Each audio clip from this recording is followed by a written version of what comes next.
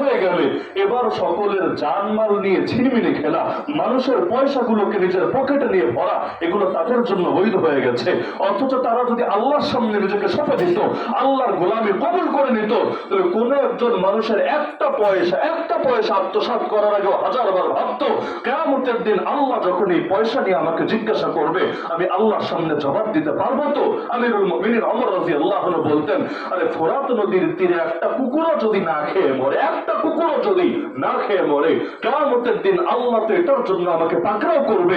এজন্য তার ঘটনা আপনারা জানেন।